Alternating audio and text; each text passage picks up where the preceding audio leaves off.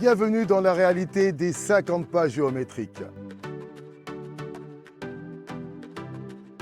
Aux Antilles, il existe une règle qui remonte à l'époque coloniale. À l'époque du roi de France, on appelait ça les 50 pas du roi. Le principe était simple, préserver une bande de littoral pour la défense des côtes et garantir l'accès à la mer. Aujourd'hui, cette règle existe toujours. On l'appelle la zone des 50 pas géométriques. Concrètement, c'est une bande d'environ 81 mètres à partir du rivage qui appartient au domaine public de l'État. Mais avec le temps, la réalité du terrain a rattrapé la règle. Dans beaucoup d'endroits, des constructions se sont développées dans cette zone, souvent sans cadre juridique clair. Résultat, aujourd'hui, des milliers de maisons existent sans titre de propriété clair sur cette bande littorale. Et ça crée plusieurs problèmes. Certaines maisons ne peuvent pas être vendues ou financées par les banques. Dans certains endroits, l'accès aux plages devient compliqué, ce qui a déjà provoqué des tensions, des mobilisations locales. Pour gérer cette situation, l'État a créé une structure spécifique, l'Agence des 50 pas géométriques. Son rôle est d'accompagner les occupants et de tenter de régulariser certaines situations. Tant que la situation n'est pas régularisée, certains occupants peuvent payer une redevance, c'est-à-dire un droit d'occupation pour rester sur un terrain appartenant à l'État. Dans certains cas, les constructions réalisées avant 2010 peuvent faire l'objet d'une régularisation. Les occupants peuvent alors demander à acheter le terrain à l'État avec un prix fixé par l'administration. Mais attention, ce n'est ni automatique ni possible partout.